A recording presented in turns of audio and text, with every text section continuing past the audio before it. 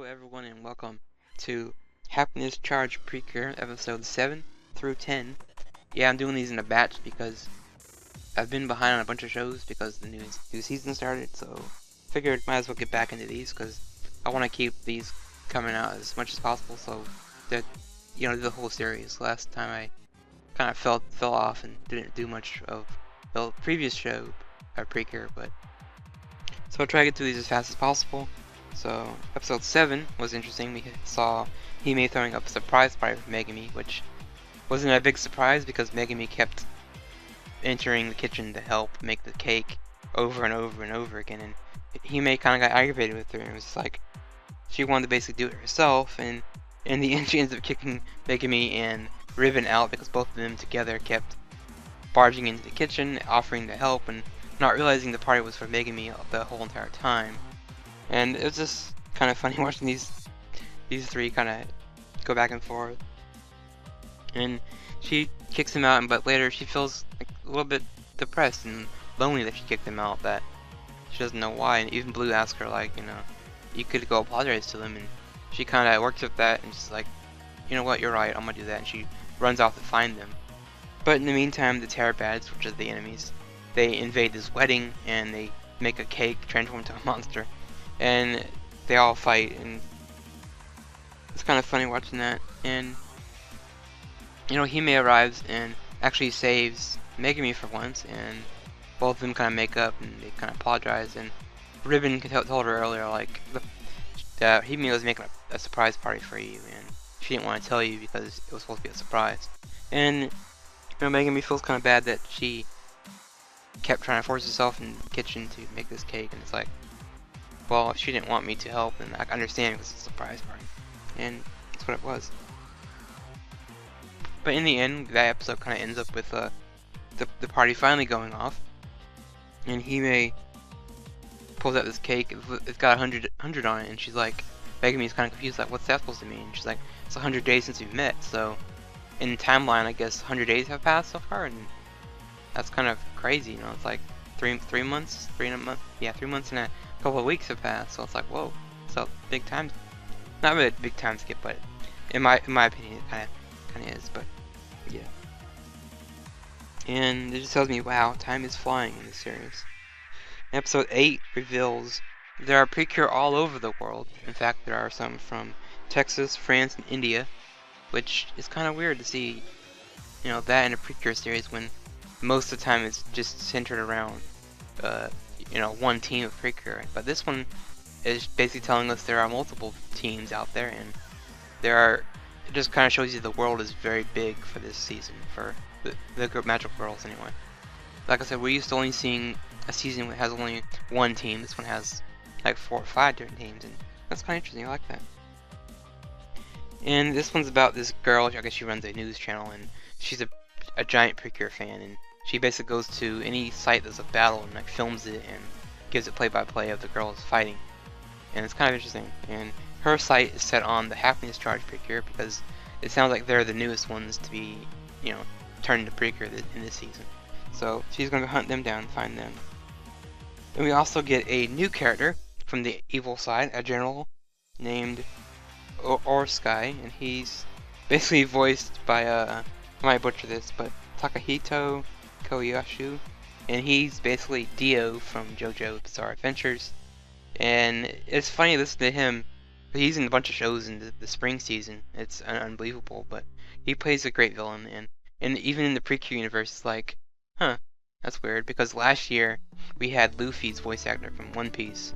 He actually was a mini villain in the last season, so it's kind of funny seeing these iconic voice actors that do these cool characters like Dio and Luffy that can play a villain so well. But I know Dio's actor always plays villains, so for Luffy it was kind of a surprise. Even though he's not killing people, it's still funny hearing him be a evil character for once. But anyway, this episode, Megami and Hime go to a festival with friends, and Hime only has, I guess, basically I think equivalent to $4 that Blue gave her, and she has to spend her money wisely. And her friend, she ends up buying a bunch of food, sharing with her friends, and they share with her, and all of them have a good time. But they found out it was a fortune teller at the festival, and Megumi and Hime decide, let's get our fortune tell and see how well, we're gonna get together for the future. But they get there and they reveal, the fortune teller reveals that you are not gonna, the friendship is not gonna last. It's only gonna end in disaster.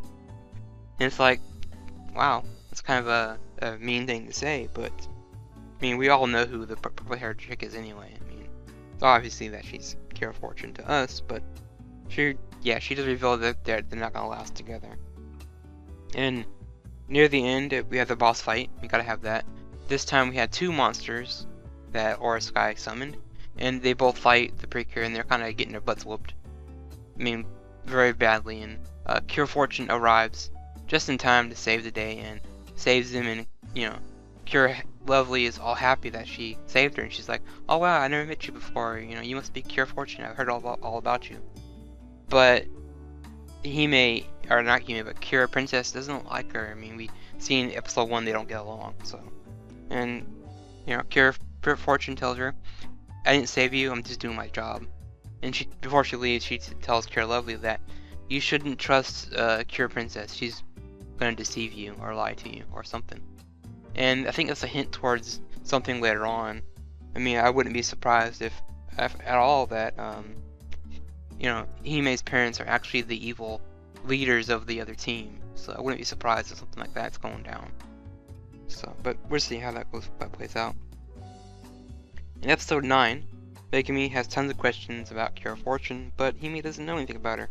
She has no idea, and doesn't tell, Megumi that they are not good friends. They don't get along, and they notice they got their butts whooped last time, and they decided to train. They want to get stronger, so which ends up having them pulled into the Seiji, her friend, his dojo, and they kind of learn some karate, but they're learning more defensive stuff and not, fighting techniques. And Hime gets kind of irritated and aggravated with that when it's like, we don't want to do that. We want to actually be able to fight and do stuff like that. But it's I guess Seiji kind of tells them it's not all about offense. It's more about defense. And the girls kind of they kind of just continue going to the dojo to train. And there's a girl there that his name is Kazumi, and she looks up to Lord Iona, which is basically Cure Fortune, who also is an expert karate master and black belt, and she wants to be just like Leona. And she goes outside to train, and of course the general Aura Sky again shows up again and uses his power to make her into a monster, and the girls have to fight this karate monster. Basically, Aura Sky is trying to lure out Cure Fortune because he fought her last week and was like, "You're my rival. She's so strong." And to everyone's surprise, a brand new Precure arrives named Cure Honey, and she's yellow, and she uses the power of song to basically, I guess, hypnotize the monster into stop fighting, and it makes everyone start singing and dancing. Even the Precure kind of fall into the trance of singing the song with her. And the girls kind of, use that chance to fight, and they save the day. But they ask who Cure Honey is, and she doesn't reveal her identity. Basically, she just says, "We'll meet again someday," and she runs off. And, I mean, to us, we know who it is. I mean, because it didn't take long for Yuko to arrive, and she's just like, "Oh, you guys okay? I heard what happened." And we kind of all know it's her. I mean, yeah. In episode 10, finally, we learned that Cure Honey, her song that she sang at the karate thing, kind of spread almost to the whole city, and everyone in the city is singing it, especially the kids at school. And Hime is super confused. She doesn't understand why it's so catchy.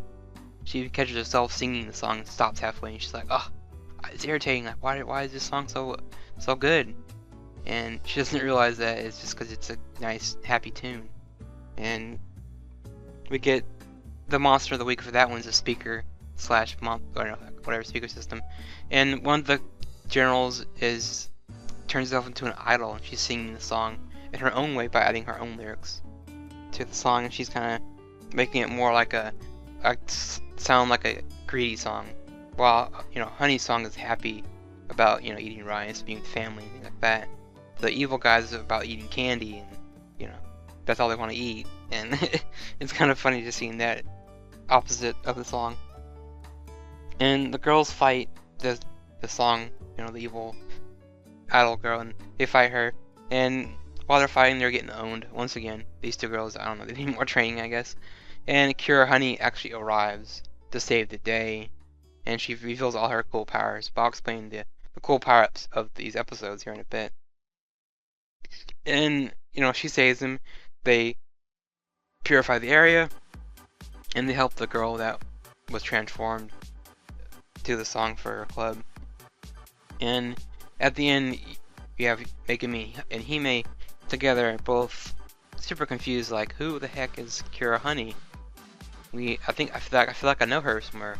And Yuko arrives and kind of hears and praising her, Cure Honey, and she's just like, I know, she's great, she's awesome.